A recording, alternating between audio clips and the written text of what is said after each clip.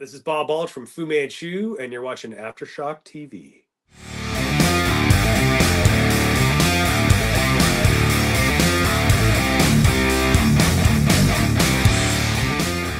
Okay, welcome back to another episode of Aftershocks TV right here on the CMS network at AftershocksTV.com. And of course, I'm Matt, joined by my Irish co-host there, Mr. Tom Brennan. Tom, what's going on, bud? How are you doing? Matthew, how was your week, my friend? It's good. It's over, so that's good. We're doing this on a Friday, so we got a nice 3-day weekend coming up. The holiday year, the President's Weekend. So, yeah, looking forward to it. Yeah, man. As always, man. How about you? How are things in the old real estate world going? The highs are high and the lows are brutal. Let me just leave it at that. So, yeah, it's all over the place. I mean, overall, it's good. Trajectory is positive. Business is good. But goddamn, dealing with the general public has its challenges. Sure. There's a lot of that up and down, huh? I mean, it's you know, you get high, you get low. That's kind of yep.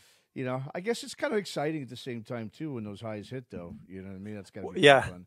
Yeah, it's a long one. So anybody moving to North Carolina, I'm licensed in North and South Carolina. Shameless plug. You know, shoot me a note and see can I take care of business.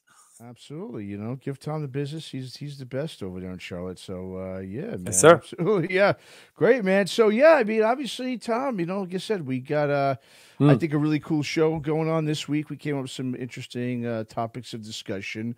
I am looking forward to, before we get into them, though, you know, obviously there's some, and we're gonna get to talking about some shows here in a minute. But like I said, a couple of weeks away. I got the Prong Voivod show I'm looking forward to up here. Like I said, you know, I'm seeing a lot of tours that I'm just missed in the Bay Area purposely because of the crime that's going on here. Yeah. It's well documented too. Yeah, it's well documented that it's a problem. Yeah, it is. It's a major problem. Like I said, bands are getting gear stolen left and right. You know, there's no, you know, like I said, I don't want to get into all the weeds of that, but it's difficult for these bands to tour you. So I've been kind of chomping at the bit to get to a show. So I just got a couple more weeks and I'll be ready to go to, like I said, to that Prong show, and there's some other things coming up. What about you? What's coming up in Charlotte? Anything? Well, my next show is going to be next Tuesday night. I'm going to see Adrian Vanderberg and Jeff Tate, and that's coming to town. So I'm looking forward to that. And just today, Matt, I bought a ticket for another concert. Symphony X and Heathen are coming to Charlotte, so I picked that up today. Yeah, that's coming in, I think May 5th or 6th or whatever it is. So one of my favorite venues, the Underground. Big shout out to the Underground in Charlotte, just a great venue. And tickets, get this, including fees, were $36 for Symphony X and Heathen. That is going to be a stellar gig. Big fan of both bands, particularly that. I mean, Heathen only have a handful of albums, but everything they do is perfect. And the last two Symphony X albums, I just think are tremendous. I always see Symphony X as like Dream Theater with a better singer, with Russell Allen. So just a great band. Yeah, you know, and I think Symphony X, just overall, they're just, I mean, they got one of my favorite bassists, Mike LaPond. That's right. Unbelievable. Great bassist. You know, yeah, so I mean, I'm a big fan, obviously, and, you know, they got just the whole band. I mean, just great musicians. I've only seen them once, and it was before I even knew who they were. I saw them years ago at the Gigantor when Megadeth put on that Gigantor in the mid-2000s.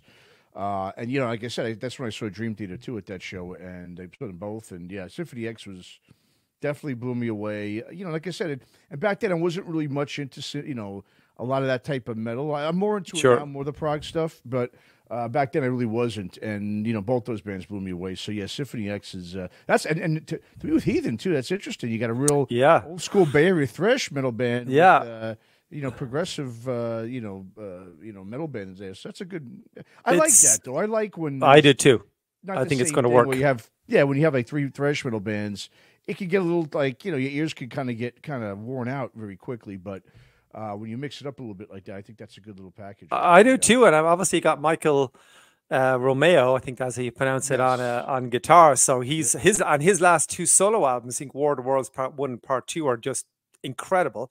And actually Dino Jalusek, we're talking about Dino all the time. He sang on the last album, so that album is tremendous. I'm a big fan of that type of music. I know some people will see a band and they look at the track listing and they go, how long is the song? And they see 11 minutes, they go, oh, that's it, I'm out. I see 11 minutes and I say, okay, I'm in.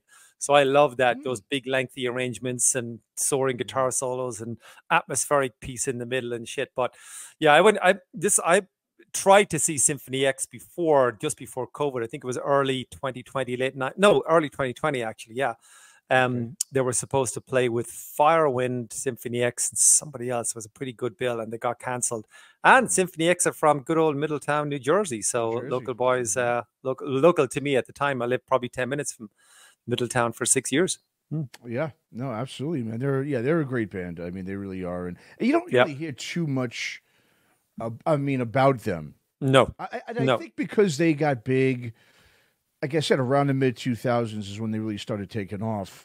So they just kind of came a little later, you know. And then, like I said, that was the era where, you know, pumping out new bands through labels and so forth wasn't really happening, you know. So they were one of those last sort of bands to really make it, I think, especially from that scene, you know, that progressive sort of. You know, it's funny because they're not. I mean, yeah, they got some. Obviously, they got.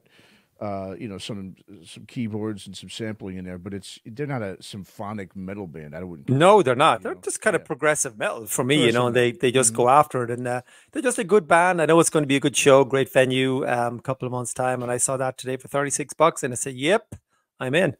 That's I mean, God, see, I just wish I had something right over here to get 36. I mean, like I said, I've got plenty of places here in the Bay Area. Don't get me wrong. Sure. It's just. I'm not seeing those kind of shows coming through town right now. It really sucks.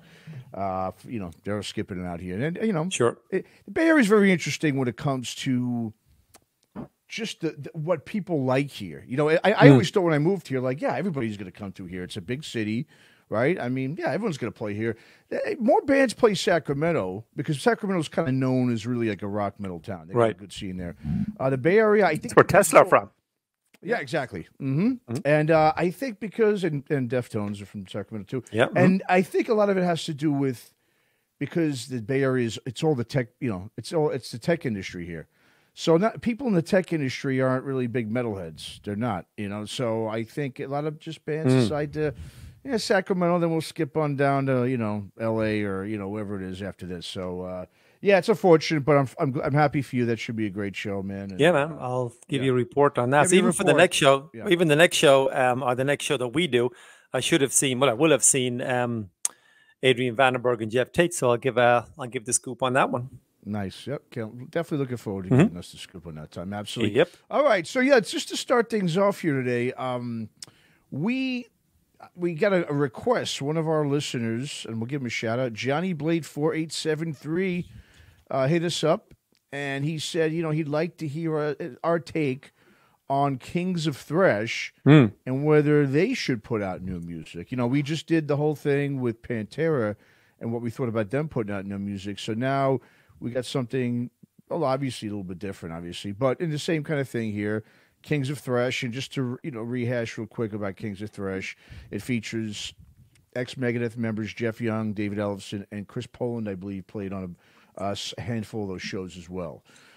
They played, songs from all those records, right? So Far So Good, So What. They did, I think, some Peace Cells stuff as well. And Killing. They're playing Killing too, I think. And Killing, yeah, exactly. Yeah. And Killing My Business. So, Killing Is My Business. So, yeah. So, I mean, classic Megadeth. And the thing is obviously, I guess over the years, Mustaine really didn't play anything off those records. Right? I mean, those first, 2 or 3 records. So a lot of people want to see that stuff live. And so Jeff Young and Ellefson decided in Poland, like, yeah, well, fuck it, let's do it. Especially after Ellefson got, tossed out of Megadeth. And they all did. That's one thing they all have in common, right? They all get kicked out of Megadeth. Right. So, and like I said, I thought it was fine to do something like that. I think it's really cool to celebrate those songs and those albums. And so that's great. So now the question, should those 3 put out new music? What's your go ahead and give us your take on that, Tom?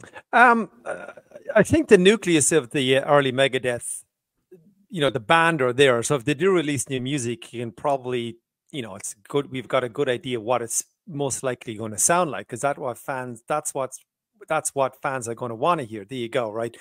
And just on, you just mentioned about Jeff Young and Dave Ellefson, they're kind of the nucleus of the band. I know Chris Poland did play on a couple of.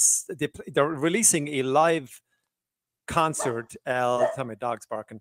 A live concert next month at the Whiskey, and Chris Poland played on at that gig, so he's on the forthcoming live album, but he's not the part of the touring band. Not that I'm aware of. Maybe things have changed since, but and from what I saw on YouTube and just clips, it sounds really good. I'm going to be honest, but here's what I say about why not release an album? At least start with an EP, do a couple of tracks, get people's interest, or even release a song.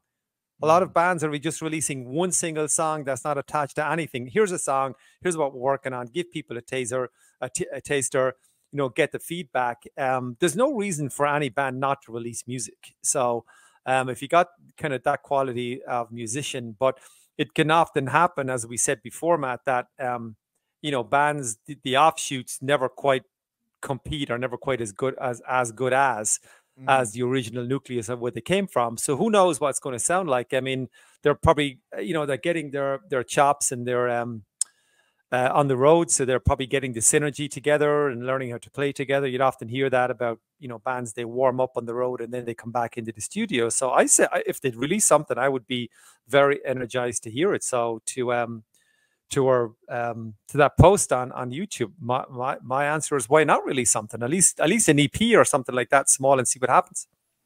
Yeah, listen, I'm with you 100% on it myself. I mean, I think these days it's okay to do anything. I mean, I think because of how crazy the business is and how little money there is for the artist. I mean, there's plenty of money obviously in the business itself, but the artists are not getting as much as they should be getting for that. Right. And just because of the way it is, the state of the business itself, I think everyone, same thing. I think everyone should put out new music. Like you said, we went through with the whole Pantera thing, people. I mean, I know you didn't think so. I just feel like I said, because artists are struggling to get paid in general, right? In order to make a decent living, because, if you're a musician, because, they used to get paid how? Back in the day, they got paid from album sales. Now, of course, no one buys records anymore, right? So that used to be their main revenue stream, was coming from album sales. Now they only make money when they're out on the road. And like we said, when we talked about the Pantera thing, right, it makes sense to put out new music so that you can then tour for those songs as well. And that's why, obviously, records are no longer, I think, as strong as they once were. Like, you don't really see these, great big opus records anymore, right? Well, because, I mean, once again, the music's being devalued. That's for starters, right? It doesn't have the same values as it once did, and no one's buying records. So why are you going to put all this time and this energy and this money, more importantly, invest all this money in the studio, hiring a great producer and all this stuff, to put an album that people are just going to put on and forget about 5 minutes later? Kings of Thrash, I mean, they're obviously going to still sell tickets if they go out, because people always want to hear those Megadeth classics. That won't change. But now, if you've got some new music, you've got something else to sell except for just the nostalgic piece. If you, and especially like you mentioned, if you just put out a couple of songs, exactly, that's what I'm thinking too. You don't got to put out a whole album; just put out 3 to 4 songs tops. That's all you got to do, and it keeps interest in the band alive. And like you said, then this way they can continue to tour, because it's true. I think something like Kings of Thrash, obviously the first tour, right? Everyone's going to see it great. Now you to go ahead and do that again, and maybe play some different songs off those records. Okay, you could keep doing that. Maybe 2, maybe 3 times if you're lucky. But if every time you go out, if you got 2 or 3 songs that you put out and that you could play live and you could sell on, a piece of vinyl, and continue to sell some merch at these shows, this could be just another revenue stream for these musicians. Because how many bands can only have to be in? I mean, are only in one band these days, right? That's the other thing too. These musicians have to be in more than one band. Someone like David Ellefson, he's in a bunch of stuff. He usually is.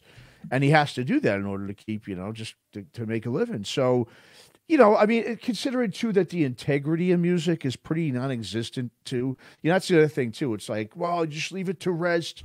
It was great when it was in its heyday. Listen, there is no integrity anymore. Not just in music, but in entertainment in general, in sports, entertainment in general. Everyone is a quote unquote, I think these days, everyone would be considered, from say back in the day, a quote unquote sellout. Because unless you're a legacy artist, in a band like that, where you don't have to rely on the revenue stream of a new album, if you're in Metallica, Guns N' Roses, you got nothing to worry about. But if you're everyone else, you have to kind of so-called, put your maybe integrity aside to just keep your livelihood going. So yeah, man, I'm with you 100%. I think Kings of Thrash should go ahead, make a few, definitely record a few songs, see what they can do, and then go ahead and tour again. If people are still coming to these shows because they like the new songs and they still want to hear the classics, well, then they got something going that they can continue to do every couple of years. I think it's fine. I would agree. And like they're already in, I guess, like a narrow lane if they're only going to do the early Megadeth. So are they going to keep on coming back doing only early Megadeth? So, I mean, if they came to my town, I'd go and see that in a heartbeat. I would be first in line. I would love to see it. But if they came back again doing the same set like 6 months or a year later, go, well, no, not really. There's nothing else to throw in there. So they've got two choices. Number one, three choices. Number one, they do covers. Number two, they start maybe going a little bit further into the Megadeth catalog, or number three, they release a couple of new tracks to bring me back. So me as in like the fan back. So, I think I love the concept. Hey, but when somebody's out there flying the metal flag, even if I'm not a fan of the band, they're waving the flag, and that's the most important thing for me. So this is something I'm interested in for sure. Yeah, and it's not like it's going to hurt, any sort of legacy from Megadeth. I mean, like you said, once again, he's not playing these songs anyway live, Mustaine. So, and these guys help play them and write them. Jeff Young, I mean, it's cool seeing Jeff Young out there, too, because we haven't really heard much of him since then. No. Right? I know he's done other stuff, but I don't think he's done much in the metal world. Chris Poland, Mustaine always said he was the best guitarist I believe the band's ever had. Of course, including other than himself, I would think he would say that. But he always said Poland was the best. He's an amazing lead guitarist. He's like more of a jazz, trained guitarist. But yeah, I mean, these are prominent musicians. This isn't like these are just some guys that could just play a little riff here and there. These guys, both Young and Poland, can play their instruments extremely well. So the guitar very well. So I mean, yeah, this is, I think, a win-win for the fans, for those guys, for the Megadeth legacy, because people are playing songs that Mustaine refuses to do, and they want to hear. And supposedly, a lot, I think Ellefson came out, or I think it was Young, actually, Jeff Young came out. He thinks that, Mustaine can't play these songs anymore. That's right. He said that. He actually said that. I don't think he should have said that. I think that was unnecessary. He did say that we're playing it better. Dave's getting too old. He doesn't have the dexterity anymore. Like, I mean, come on, like, Jeff, you're playing to 100 people. Dave Mustaine is playing to 10,000, so go figure it. But anyway, I just think it was unnecessary. Again, just stupid comments. Stick to the music, because I'm not interested in your opinion of Dave Mustaine. True. Couldn't care less. So, but I kind of get it. I mean, when Mustaine, he doesn't hold back, right? So he pokes these guys all the time. So I think it's just you're just fending for yourself and telling the guy to go. And he fired them all, so they probably have an axe to grind. Well, of course, exactly. Well, and I think he also threw Jeff Young on the bus and was trying to say he was all fucked up all the time. And that's like right. Mustaine. Well, Mustaine, listen, he was fucked up all the time. He admitted that. So it's a little, a pot calling the kettle black there. Kind of thing. It is what it is. I agree. It is what it is. Exactly. So yeah, I agree, man. Let's see Kings of Thrash hopefully put out some new music. I'm in. Yeah, absolutely.